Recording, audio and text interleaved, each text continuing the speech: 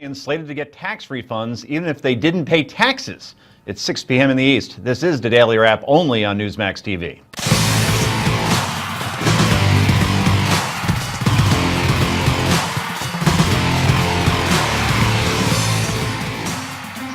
And welcome to the Wrap, everybody. I'm Joe Concha, joined tonight by the cheesesteak-loving attorney from Philadelphia and apparently the ex-girlfriend of Michael Vick while he was there for a while. Heather Hansen, welcome. Welcome. Very nice to be here. Yes, we try to share new information here. You know Rick Unger from his token lefty column in Forbes magazine and is on the airwaves as the co-host of Steele and Unger with Michael Steele on Sirius XM. Mr. Unger. Good to be here, as always. Good to see you, sir.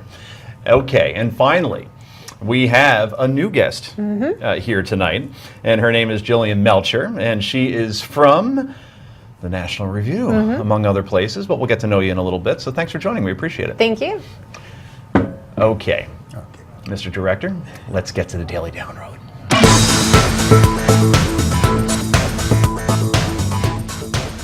Well, everybody, the Obama administration has broken a record. For the first time, the federal government collected over $1 trillion in taxes in the first 4 months of the fiscal year. Yay, America!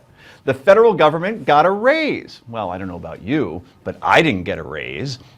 I usually go out and spend that money, buy a car, go on a nice vacation, iPod, that sort of thing, you know, the normal stuff. So, what is the president going to do with all of that tax revenue? Perhaps improve schools, highways, bridges. The Veterans Administration, I heard, is in a little bit of disarray right now. Not exactly. But we found out where some of that money is going to. Here is IRS Commissioner John Koskinen testifying on the Hill. He has some good news for illegal aliens. They are most likely eligible for a tax refund, even if they didn't have any tax liability or even, get this, file a return. If you get a Social Security number, you can then file for this year if you're working. And if you earned income in the 3 years before that and filed, you'll be eligible. If you did not file, you'll have to file a return, and you'll have to file to demonstrate with the same information you would anybody else would that you actually earned income and therefore were eligible. There was some assumption that you would get the earned income tax credit automatically whether you were working or not. So it will be available to everyone who was working even if they didn't file in the previous 3 years? That is my understanding, yes. Okay, I'm sure the White House and the IRS discussed cost and possible fraud issues related to giving cash to millions of illegal aliens, right? Well, here's Virginia Congressman Mick Mulvaney getting to the bottom of this very question. And you have no idea how much this is going to cost? I don't know how many people are going to get Social Security numbers, how many will be True, single. but we do this all the time. Did the White House not ask you to estimate that? I haven't talked to the White House about this at all. Did anyone at the White House ever consult with your office before they issued the executive orders that gave rise to the executive amnesty? They didn't consult with me, and to my knowledge, they didn't consult with anyone else. I'm not aware of any consultation. Jillian, this is vexing. I'm extremely vexed. Yeah, I mean, I think this is obviously bad. This is part of the reason that we don't want immigration handled through executive action and that it should be handled through Congress, so issues like this can be weeded out. I mean, I think it's important to bring immigrants into the legitimate economy, give them opportunities to work, pay taxes, but giving them tax returns in exchange for nothing with very little scrutiny, not the best way to go about this. Rick Unger? Where's my camera? Where's my camera? You're right. My friends in Washington, you're making my life very hard. This is not. This is your administration. This is not left or right, folks. This is stupid versus less stupid. This is ridiculous. We talked about this last week, and I was unhappy about it when we thought that the illegal aliens had to file their tax return for the past 3 years to ask now for a refund. Now they don't have to have done anything. It's ridiculous. They don't. If they couldn't even file a tax return, and they could all get the tax ID number to do it, they don't get the earned income tax credit. So what's the motivation behind this? I mean, I know you said Nobody it's thought stupid. about it. That's the problem. It's just disorganization, plain and simple? It's a bigger problem. It's Obama does not like to consult with anybody, and we know that. We know he's been quoted as saying, I'm a better political director than my political director. I'm a better speechwriter than my speechwriter. He doesn't think he has to ask anyone, and we see it across the board, and this is where we see the consequences. But given his past experience, I looked at his LinkedIn page a couple of days ago. He was a community organizer, so of course course he should know how to distribute taxes and how to handle illegal aliens coming in here and filing and so on, right, Jillian? Yeah, I mean, one would think, and I think it's at his disadvantage that this is such a divisive issue within both parties. I mean, you've got Democrats who are protectionists, take a very hard line against immigration. You've got Republicans that think the same way. But that also means there's big potential for compromise here, and you really see him kind of trying to jam a plan down people's throats, when really there is a lot of potential to come up with a solution. It so serves you right that your LinkedIn joke went right over everybody's head. you completely deserve that. Look, you know, to be fair, you can't think of every aspect of a bigger picture when you do something. There's always going to be some screw-ups. The difference is that when there's a screw-up, fix it. Don't continue it. If the reality is that under the current law, that these people become eligible, we know how to fix that. But Congress takes a vote and they fix it, and the president signs it. But we have a Congress that isn't really excited to do anything to help him out of these Right. quagmires. Now, how stupid is that? Well, right. So that's where you So end we up all, with the this problem. taxpayers, end up suffering because Congress has to play politics no matter what the issue is. So basic organization and communication. We saw this happen before, right? I'd say about 14 months ago with healthcare.gov. And no one was talking to anybody when that website was launched. Is it ready? No one bothered to ask the question, but they had a deadline. So you have Sebelius going ahead with it. Even she wasn't checking with anybody.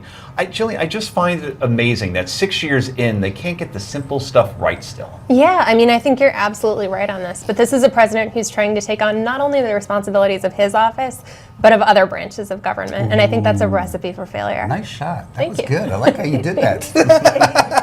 That was pretty good. It's true, and he surrounds himself with smart people. I mean, when he was first elected, I thought that. Well, he doesn't have a lot of experience, but he's surrounded by good people. But he doesn't listen to the people he surrounds himself with, so then it sets himself up for failure. Rick, I wonder if the smart people have left the room, right? Well, Axelrod is gone, and Pluff is gone, and Gibbs is gone, and Carney is gone, and I know Right. those are more on the communications end, but it's basically Valerie Jarrett, who is the de facto president in Right. some people's Well, eyes. not really. It's Al Sharpton, and it's President Obama. It's not. Is there anybody left in the room? Look, I mean, I almost can't even get mad at you for making fun of him saying Al Sharpton, because I don't know why Al Sharpton is in any room in the White House or anywhere else for that matter.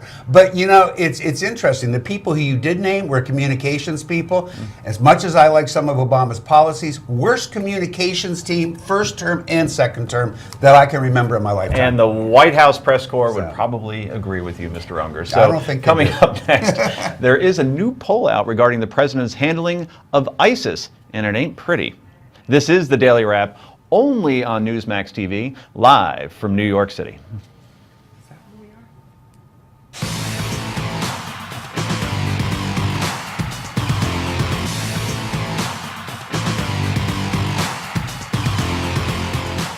And welcome back to the show, everybody. Well, President Obama addressed the nation yesterday to announce his grand strategy to defeat ISIS. The resolution we've submitted today does not call for the deployment of U.S. ground combat forces to Iraq or Syria. It is not the authorization of another ground war, like Afghanistan or Iraq. The 2,600 American troops in Iraq today largely serve on bases. And yes, they face the risks that come with service in any dangerous environment, but they do not have a combat mission. Well, you'll never guess, the president felt pushback from both sides immediately, and even those in the middle. Here is Senator Bernie Sanders, who is anywhere in the middle. Actually, okay, we don't have the stop from Mr. Sanders, but point being that overall Democrats feel that the wording is too broad and can lead to lots of ground troops, while Republicans think authorization is broad enough and can slow down broad enough and can slow down the military, huh? So, what do Americans think? Well, according to a new Fox News poll, this is interesting. We have to clarify this poll was conducted a day before the president's announcement, but still, it is interesting to look at in terms of the pulse of America. 73% say the White House doesn't have a clear strategy of defeating ISIS. Over half of Democrats don't think the president has a good plan. That's up 10%. And remember, we're actually having airstrikes. He is engaging in some level, but still, even Democrats aren't sure. And finally, over 2/3 think that the president should be tougher on Islamic extremists. Only a quarter say he is being tough enough. We can keep going with this, by the way, and this is the biggest number, Rick Unger, that I'm going to ask you about in a second. 6 in 10 think it will require a significant number of U.S. ground troops to defeat ISIS. And on foreign policy overall, you see it right there. 4 in 10 approve of Mr. Obama, while 53% disapprove. So, Rick, yesterday you were arguing out in the newsroom with our executive producer, Chad Wilkinson. You said, I want to see that poll. When I see a poll that tells me that the American This poll public... didn't tell us. And Chad, actually, we talked about it, he agrees. Here's the problem. I saw 6 in 10 No, Americans except there's a saying- question that the Fox poll didn't ask for some reason. We can imagine Do the you reason. like Geraldo? Did you want that? I love Geraldo. Look, as you know, this is not a liberal, trying to protect the White House, because I'm one of the people who think we should put boots on the ground. So it's not about that. What it's about is there's so much goofy stuff going on in these polls. Yes, 60% think that we have to do more. And by the way, 70% since late last year have thought that we would end up putting boots on the ground, except that 60% don't want us to. So depending on how, well, let me finish this. This is weird. Depending on how you ask the questions. I was shocked that Fox didn't ask the question, do you want boots on the ground? And as I say, we can speculate why that is, but they didn't ask that relevant question. Heather, before you answer, I want to do a poll. If Rick Unger is now to the right of Ted Cruz, because so far during this show, I know. the I token know. literal. I don't I'm know gonna what's lose. happening. I'm gonna I don't lose know my what's my happening. card. I know. But listen, I'll just You're a add this hawk on really. this? I am. I'll add this really quickly. Look, what happened yesterday was so telling. The president was overly rosy in his assessment of where we are. Remembered that he did have a strategy to degrade and then destroy. What he's finding out is we're not degrading. The numbers are growing. So I think what he's got to do is switch his strategy, because it isn't working. The problem is the other side. The Obamacare opponents were so busy playing politics with his speech that they're not going to be able to get him to do what they want him to do, which may be the right thing. Enough with the politics. Okay, This so- is serious. so I we think got- I'm going to let I'm Heather sorry, jump in Heather, real I- quick. Well, so we're I done. think that his language in his speech yesterday didn't give a lot of guidance, and I think that's the problem right now, where he says this enduring offensive combat. Enduring how long? And he doesn't give a cutoff time, and then that sets both sides off. I saw in the Boston Globe today, one of the Democrats from Boston said, if we're going to go to war, go to war. And this is someone who doesn't even want to go to war. But you need to give people something to grab onto, and it's just not there. I agree. Jillian, I have to quote the Karate Kid Okay. for this one. Okay? Okay. No, stick with me for a Wax second. I'm with you. Wax Not off. that scene. Oh, so okay. it's when Daniel goes to Mr. Miyagi and says, I want you to teach me karate. And Mr. Miyagi says, okay, here's how we're going to do it. You either go down the right side of the road or the left side of the road. If you go in the middle, squish, just like grape. In other words, right. you either go all in Right. or you don't go at Stay all. away. Because when you Exactly. try to appease both sides, and that's what the president's trying to do here, he's making sure that his left flank is, we're not sending in ground troops, but at the same time knowing that, well, we kind of have to. And with this mixed message, everybody's angry. Yeah, I think it's Uncharacteristically made insightful. him not very decisive and not very effective. And I mean, I was in Iraq in September reporting on this story, and I think the thing that impacted me most when I was there was talking to people who had already suffered from ISIS. So like I talked to a 17-year-old Yazidi woman, or a 19-year-old Yazidi woman. She'd been kidnapped by ISIS. Her husband had been killed. She's 7 months pregnant. She'd managed to escape, and she's just sitting there crying, looking at me and telling me her story. Well, I'm talking to people not far away, and they're saying, we love the United States. We wish they'd do more, but for us, it's already too late. We've lost everything. And it's very difficult for me to have this conversation without thinking about these people. I think, U.S. public opinion dictating Obama's policy, these are the people that it hurts. What I see here is ISIS obviously isn't being degraded and defeated. No, they're not. It's being contained. They haven't really gained territory. They actually have. Right. I think the goal is keep him out of Baghdad for the Right. most Yeah, part. right. But that being said, it seems like he's just trying to go to a knee until it gets to the next administration, and then whoever takes over has to do the hard work. It's not Won't be work. my problem It's anymore. not going to work. It's a numbers game. When this began, the estimates were 20,000 soldiers in ISIS. Today, those estimates are realistically as high as 200,000. That's right. That is not degrading this enemy. It's not. And I'm keeping in touch with sources that I have out there. I've got a Kurdish Peshmerga guy. He's sending me updates through Facebook, which is totally fascinating. I'm getting photos from the front line pretty often. And it's very clear that from what I see from him, ISIS isn't doing half measures. They're fighting this as a full-out war. And I think the U.S. maybe needs to try to kick up its game. And we'll have to leave it on that note.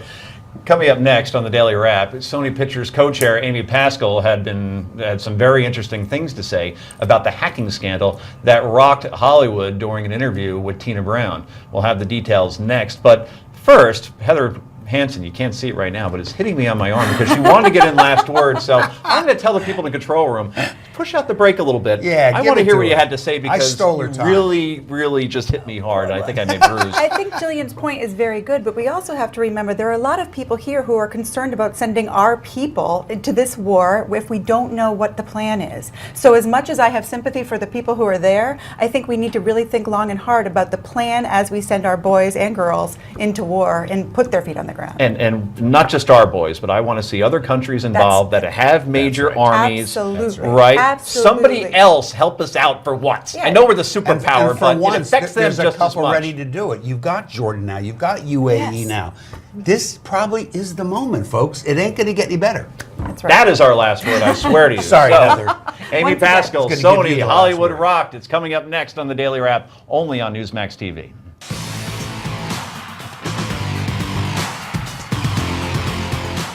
Welcome back to the Daily Wrap, everybody. I'm Joe Contra, along with Heather Hansen, Rick Unger, and Jillian Melcher. So, November 24, 2014 was a very bad day for Sony Pictures Studios when its computer servers were hacked. The North Korean Geek Squad released emails containing sensitive material, including salaries, social security numbers, contract negotiations, concerning some of our biggest Hollywood stars. Sony Pictures co-chair at the time, Amy Pascal, suffered the worst when her emails trashing celebrities and the president himself were released. Amy wrote that she thought that Angelina Jolie was a spoiled, untalented brat, that the president's favorite movies actually featured all-black casts, and that Jennifer Lawrence was earning less money than her male co-stars for American Hustle, which, by the way, was really disappointing as a whole, considering the cast, but that's a topic for another time. Anyway, the last bit is sort of ironic because Pascal gave an interview to Tina Brown during the women's conference in San Francisco yesterday, where she had this to say about the emails. There was this horrible moment where I realized there was absolutely nothing at all that I could do about whether I'd hurt people, whether I'd betrayed people, whether I'd said things that I didn't mean. I couldn't protect anyone, not their feelings, not what they thought of me. And it was horrible because that's how I figured I did my job for all of my life. And it was also strangely freeing. Wow. I haven't seen Pascal in a while, but I'd love to see the emails that she wrote about both her hairstylist and whoever's dressing her. Good Lord. Anyway, Pascal was asked about Angelina Jolie as well and whether things were smoothed over. The first person I talked to was Angie after that email. I mean, yes, everybody understood because we all live in this weird thing together called Hollywood. If we all actually were nice, it wouldn't work. This is fascinating. Amy was then asked about working with talent. Talent is very vulnerable very often. I mean, sometimes people think these major stars are, have big egos. Actually, most of the time, they're very vulnerable. They're And the most so- vulnerable. and so They're you're- bottomless pits of need. bottomless pits of need. And so You've never seen anything like it. You have to wrap it up. You have to really tell them. But they're so great. Okay, Rick, you were Why are you Mr. asking Hollywood. me? I'm not a bottomless pit of need. You were Mr. Hollywood at one point. You and Most Amy of my Pascal life. used to Most of do my life. Pilates, from what I understand. We did something, but it wasn't Pilates. Fascinating. Yeah. Oh, wow. It wasn't, I had promise no you, it idea. wasn't that either. Fascinating. We were on opposite sides of the table most of the time. Oh, very good. So what are your So- impressions of Amy Pascal? I'm not as a going to whole? answer that question. That would not be a good idea. One of my partners still produces the Spider-Man movies. So you, All are you just positive. gonna? My impression is she was, until a few days ago, a studio head. The thing that amazes me is she says the lesson that she learned is that she needs to say directly to people exactly what it is that she thinks of them all the time.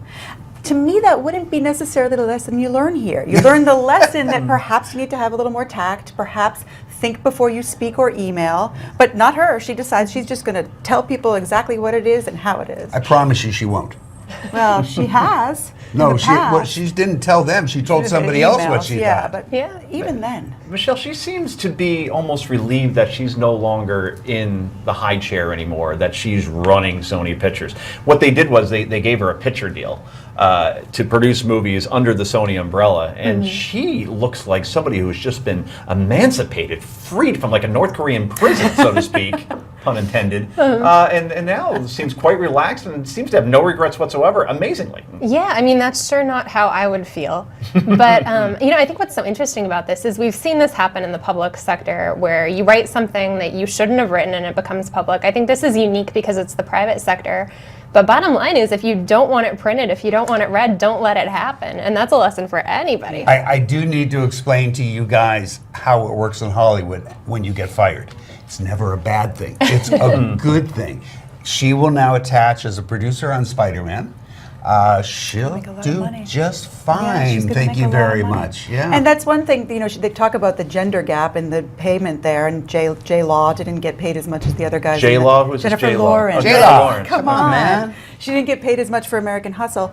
And her point was women need to ask for more. And I think that's a good lesson true. for women to learn, Yeah. that they need to ask for, because she said, as a person who's doing the paying, you're not going to volunteer to pay more money. I think that's maybe a good lesson. And she definitely abides by She what also she says. said that J Law is now getting a lot more Right, money. right. Yeah, you learn your lesson. Only about 15 seconds, Okay. but could you imagine if somehow it was revealed that Amy Pascal was a Republican or a conservative, and those emails came out about her asking what kind of movies you think Scandal. the president likes? Kevin Absolute Hart scandal. movies? Yeah. Yeah, Twitter would have broken probably. She's not. Well, I mean, she still had to pay penance Yeah. to Al Sharpton.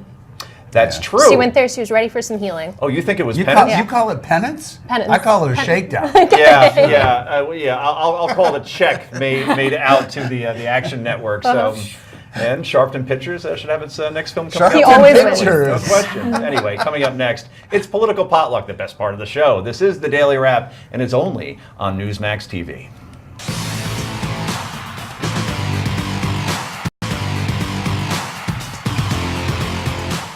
And welcome back to the Daily Wrap, everyone. If it's 6:32 and 10 seconds, it must be time for Political Potluck.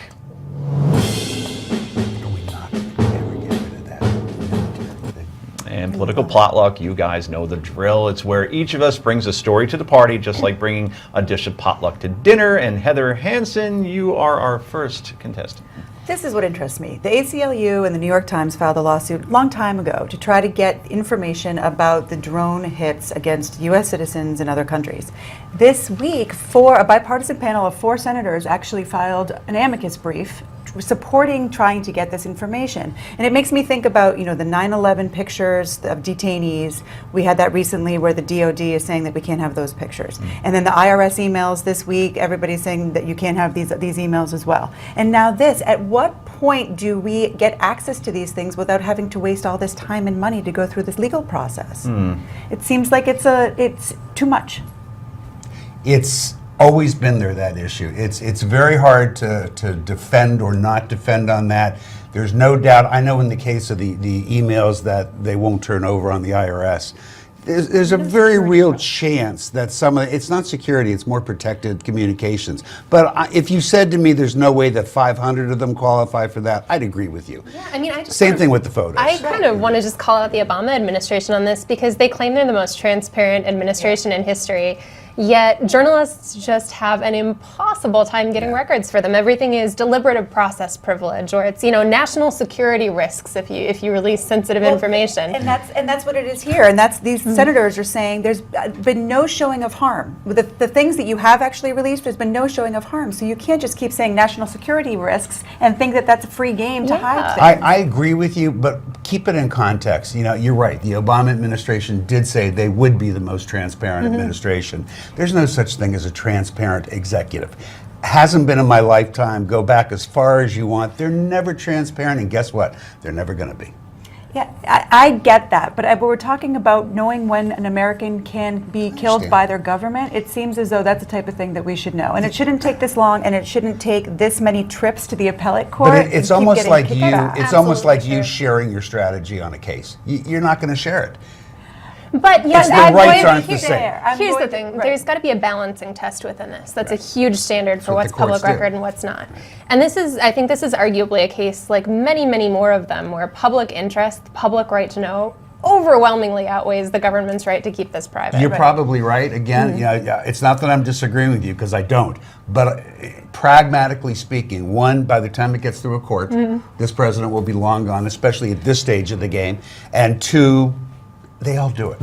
They all do it. They shouldn't, but they do. And that's our last word on that segment. And you get to introduce your own. Oh, well, okay. Well, because I've ruined my liberal credentials today, I'm going to let my heart bleed a little bit so I can get back where I belong.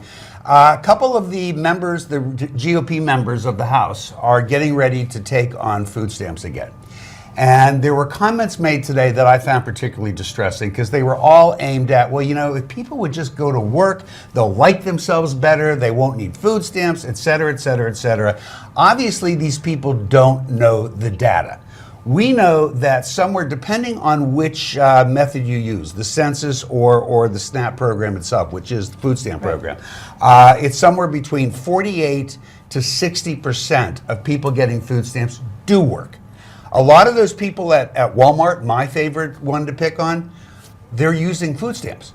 And they work full time. But Rick, do you have a problem with needing ID, photo ID? No, I don't. And there is that issue. And that's one of the major Yes. issues that they're talking about right now. And then the other issue But that that's often not what comes they're up- suggesting, though. They're not saying, let's make it more efficient.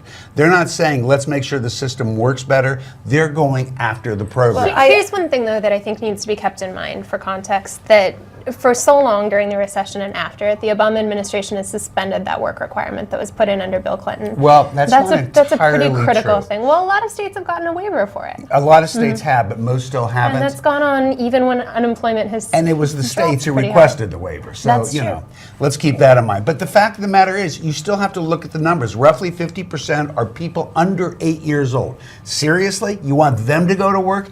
10% of those people are over 60. They're retired. I think most people would agree with you. It's the idea. I mean, if you read Jillian's piece about Obama phones, Right. this idea Don't that people call are them getting. Obama I know. phones. I know. Lifeline I program, know. lifeline Back me program. up on This this. idea that people are getting something that they don't deserve. You know, I looked it up and it's only 3.8%, And there are some. but it's only 3.8%. So when it comes to food stamps, if people really think the money is going to children and the elderly, that's not a problem. But you want them to have to give a photo ID. That's Okay, right. but can I even a ask you- drug You know, test. I'm all right with I that. personally really like the approach that Governor LePage has taken in Maine, and he's somebody that's speaking from experience because, you know, he was homeless at one point when he was a young man. I think he's done really smart reforms He should where be homeless now. it's been I don't like where he lives. I don't like where he it's been lives. that's brutal. His home is not the right home for him. Bleeding heart for everyone but Yeah. him. But yeah, I think he's done a lot of things that really strengthen protections while also increasing opportunities for people to work and build Can I ask a skills. very fast, quick? Oh, there's probably No, not you time. cannot. So Oh, you got we'll lucky. continue it after the break because we have more political potluck.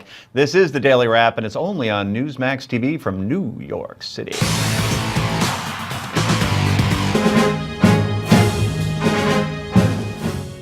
And welcome back to the show, everybody. Right now, we're talking about our favorite stories of the day in political potluck. And newcomer Jillian Melcher, you're up next. All right, so I want to talk about Social Security disability insurance set to run out of money in 2016. And there's a big political fight about it. What the Obama administration is basically proposing is that we reallocate money from elsewhere in SSA to cover the difference.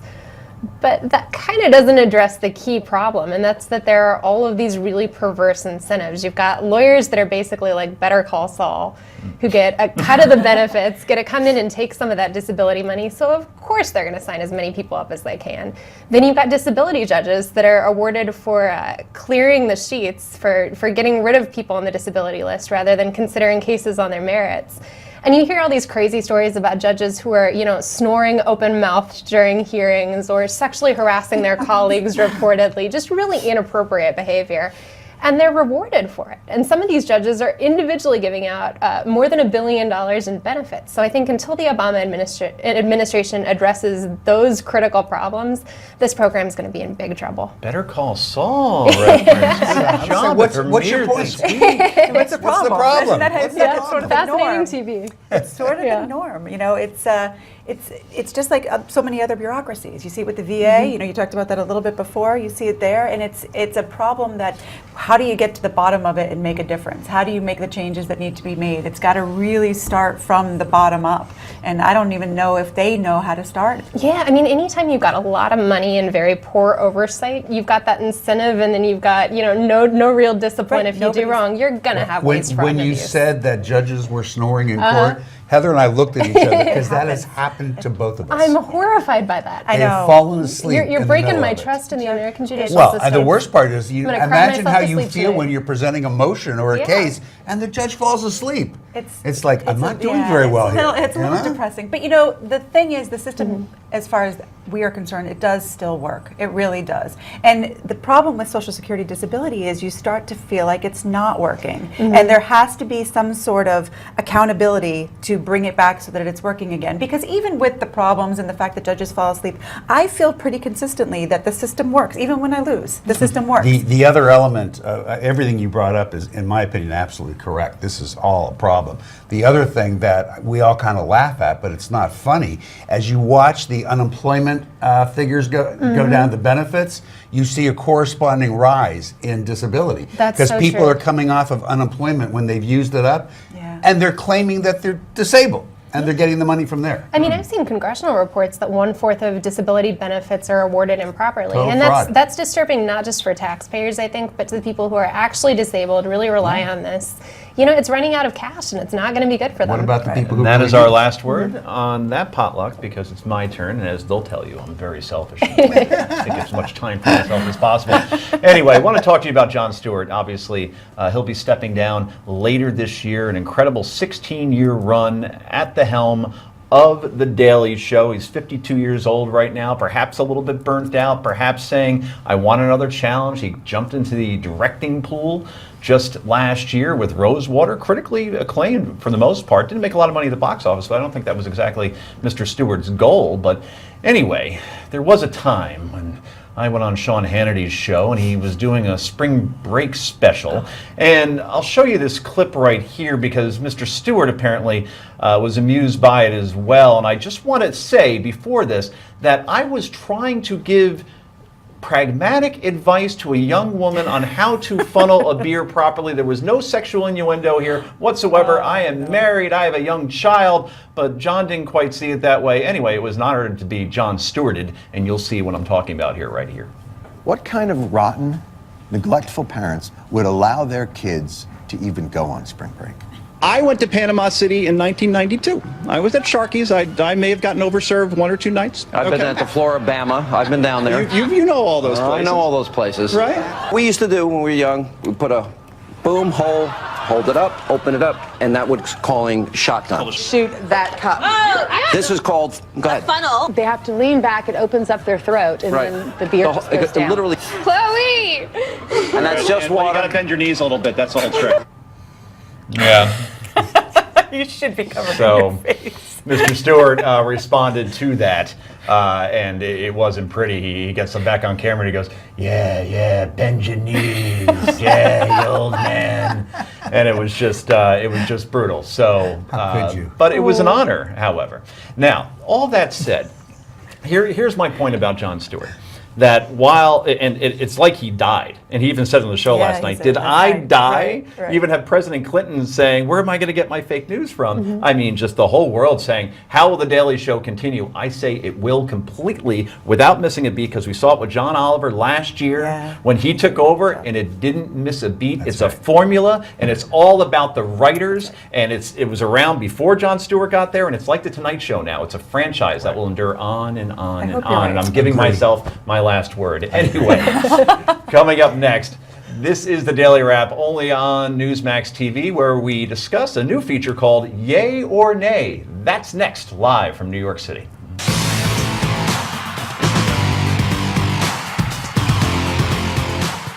And welcome back again, everybody, to the Daily Wrap. I'm Joe Concha. Okay, so we're going to do something a little different on the show tonight. There's a lot of kooky news out there, so many, in fact, that we could devote the entire show to those stories and not even crack the surface. So we've picked a couple of real interesting topics for you tonight, and I'm going to go through some of them and get our panel's opinion. This is called Yay or Nay. Got it? Get it? Good. All right, so let's get started. Up first, North Carolina Congressman Mark Meadows is reintroducing legislation that would prohibit federal employees from looking up pornography while using government computers and devices. That's cool. This following quite the scandal last year when an EPA employee was caught viewing at least 6 hours of porn a day, as well as sometimes as many as 7 hours, believe it or not. We have stats on this.